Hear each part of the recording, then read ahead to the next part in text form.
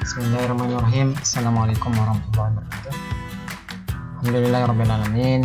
Pada kesempatan hari ini kita bisa berjumpa kembali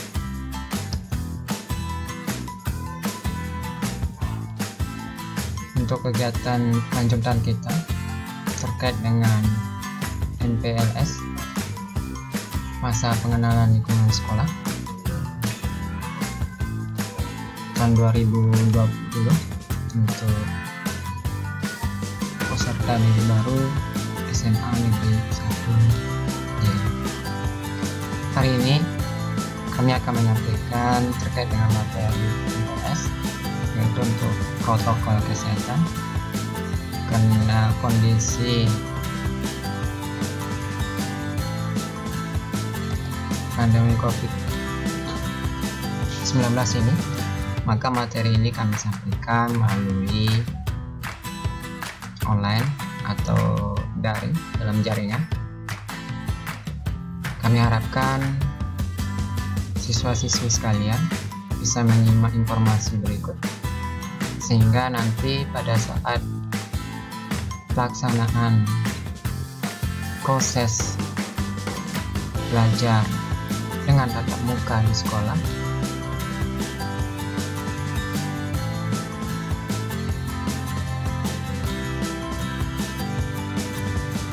kita bisa tetap menerapkan protokol kesehatan atau untuk menyongsong kondisi new normal. Artinya kita harus membiasakan diri dengan kondisi ini, sehingga untuk tetap menjaga kesehatan kita, tentu kita perlu memperhatikan beberapa hal terkait dengan protokol kesehatan pencegahan COVID-19 ini. Baik anak-anakku sekalian,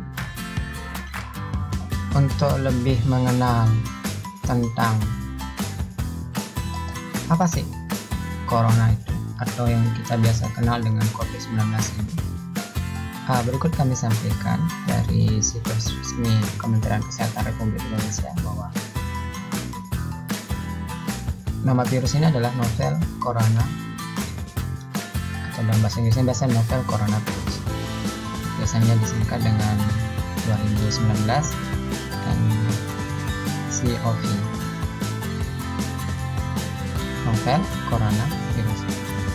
Ini merupakan virus jenis baru tahun 2019 penyebab penyakit pernapasan. Arti yang diserang adalah pernapasan. Virus ini seperti yang sama-sama kita ketahui berasal dari negara Cina, itu pada provinsi Hubei. Perlu kita mengenal gejala-gejala klinis yang disebabkan oleh COVID-19 ini. Yang pertama, kondisi demam, suhu tinggi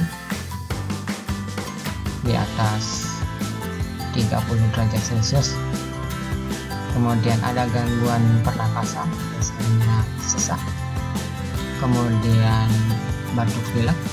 Nah, ini nanti yang perlu dibedakan batuk pilek biasa dengan batuk pilek yang disebabkan oleh COVID-19. Berikutnya, sakit tenggorokan, dan terakhir letih atau lesu. Ini gejala-gejala klinis yang ada, tetapi perlu dibedakan juga antara kondisi batuk pilek biasa ataupun flu biasa. Nah, tentu ada beberapa yang baik. Ini gejala klinisnya untuk COVID-19: demam, pilek, sakit tenggorokan, letih, lesu, gangguan pernapasan. Ini untuk gejala klinis jika seseorang itu terkena COVID-19. Nah, tapi perlu dibedakan ketika orang itu terkena flu biasa. Biasanya flu biasa disertai dengan bersin, hidung tersumbat, hidung beringus, sakit tenggorokan, batuk, makan air, dan demam. Namun hanya beberapa saja terjadi pada beberapa orang. Ini perbedaan antara gejala yang disebabkan oleh COVID-19 dan yang disebabkan oleh virus flu. Ini flu biasa saja, sehingga kita bisa membedakan ketika seorang tersebut memang terkena COVID-19 ataukah hanya flu biasa saja, sehingga kita tidak paranoid, takut berlebih terhadap kondisi seseorang jika dia dalam kondisi flu biasa. Baik, tentu dengan adanya pandemi ini, maka kita perlu melakukan pencegahan untuk menghindari COVID-19 ini. Yang pertama yang bisa kita lakukan ini dengan sering-sering mencuci tangan ketika sudah menyentuh sesuatu, baik itu bersalaman atau memegang hewan peliharaan dan sebagainya. Maka setelah itu perlu kita mencuci tangan tentu dengan sabun. Nah, mencuci tangan pun tentu memiliki teknik tersendiri, sehingga bukan hanya sekedar mencuci tangan saja, tapi perlu melihat bagaimana cara mencuci tangan yang benar.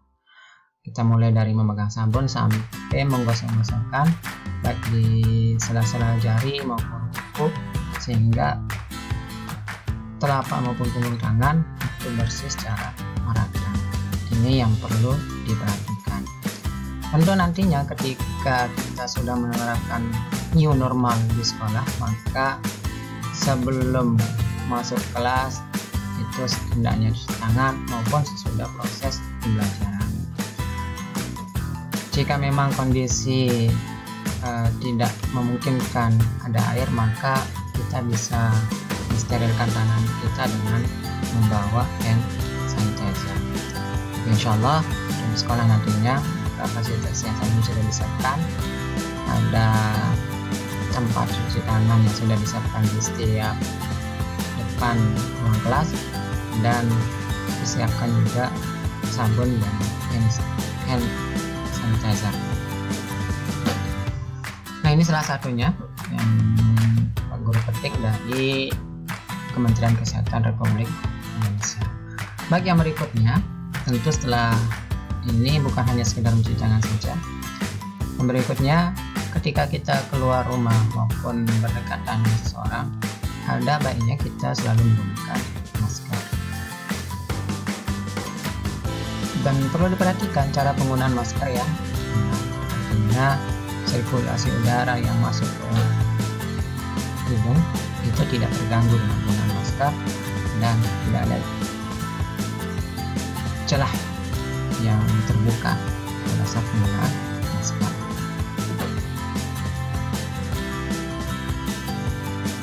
Berikutnya, perlu kita menjaga kondisi kesehatan dengan mengkonsumsi makanan-makanan yang bergizi tapi seimbang. Misalkan persentase antara makanan pokok, kemudian lauk, buah-buahan dan sayur ini seimbang, tidak berlebih. Apakah itu tidak berlebih di makanan pokoknya, apakah nasi, jagung, roti dan sebagainya, ini tidak berlebihan.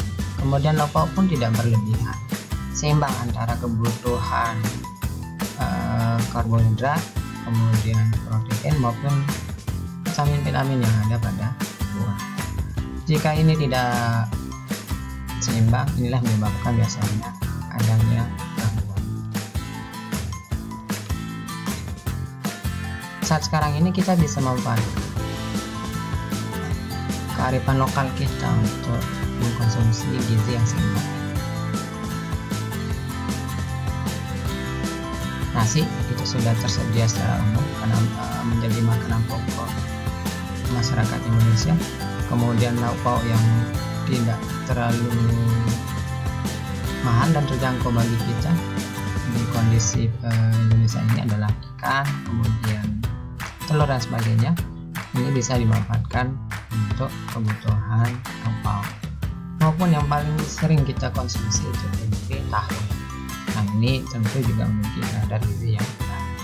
Sayur mayur biasanya tentu kita bisa memanfaatkan keadaan lingkungan rumah kita untuk menanam sayur mayur, entah itu kelor, karena kita ketahui bahwa kelor pun memiliki kandungan gizi yang tidak kalah dengan sayur-sayuran lain. Bahkan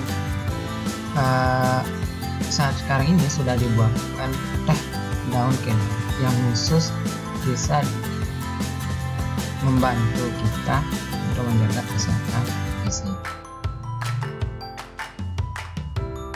Masih banyak manfaat yang lain yang bisa dimanfaatkan dari kelor ini yang secara umum yang dekat-dekat dengan kita. Kemudian buah-buahan yang secara umum yang paling banyak kita jumpai di lingkungan rumah kita ada pepaya, kemudian belimbing, jambu batu dan sebagainya. Ini juga menjadi kearifan lokal yang bisa kita manfaatkan, sehingga dengan kondisi ini seperti ini, terlebih saat sekarang ini kita lebih banyakkan di rumah stay at home, maka kita bisa memanfaatkan lingkungan karangan rumah kita untuk mulai menanam sayur mayur maupun buah-buahan yang tentu tidak memiliki kerumitan dan bisa terjangkau dari kondisi keuangan yang ada. Kemudian yang berikutnya, selain mengkonsumsi gizi yang seimbang, tentu kita perlu menghindari kontak yang memang selainnya tidak perlu dijaga. Bukan berarti kita tidak kontak sama sekali, tapi perlu diperhatikan dan kondisi yang ada. Di dalam kontak dengan hewan, entah itu burung, ayam yang ada di lingkungan kita, maka perlu kita menerapkan kehati-hatian dalam kontak. Silakan kontak, tapi setelah itu cuci tangan, kemudian menggunakan masker. Nah, ini yang perlu dijaga. Berikutnya, jangan lupa berolahraga. Olahraga yang sederhana tapi bisa menyehatkan, yang sesuai dengan lingkungan kita, keadaan lingkungan kita. Lari pun tentu harus memperhatikan protokol kesehatan. Kalau memang harus keluar rumah, menggunakan masker, membawa minuman tersendiri atau bekal tersendiri jika harus beristirahat nantinya, dan selalu menyediakan hand sanitizer di kantong kita sehingga sewaktu-waktu kita bisa membersihkan tangan kita terlebih dahulu sebelum mengkonsumsi makanan maupun minuman.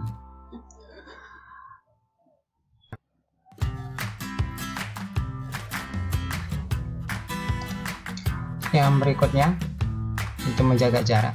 Jika kita berada di luar rumah, berada di perumahan tertentu, maka kita menambahkan protokol kesehatan dengan menjaga jarak atau physical distancing.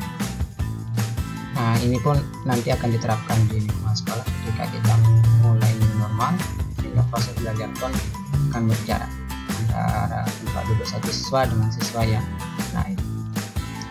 Nah, berikutnya, setiap makanan yang kita konsumsi, baik itu daging maupun sayur mayur, perlu dimasak terlebih dahulu sehingga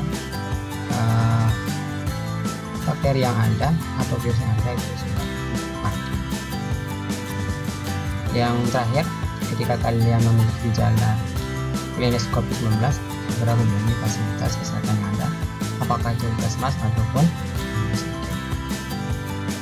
Ini sedikit informasi yang dari Kementerian Kesehatan bagaimana cara penggunaan masker yang baik, kemudian mencuci tangan yang baik, maupun bagaimana menjaga jarak dan sebaiknya kita berada di rumah.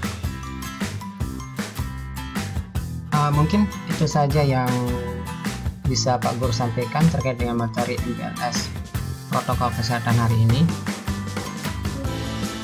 dan kita sama-sama berdoa semoga wabah COVID-19 ini bisa berakhir dan kita bisa melaksanakan aktivitas dengan normal seperti biasa, baik aktivitas di rumah maupun aktivitas di luar rumah, khususnya proses pendidikan di sekolah. Kurang lebihnya Pak Guru mohon maaf. Pak Guru ucapkan terima kasih. Sekian, assalamualaikum warahmatullahi wabarakatuh.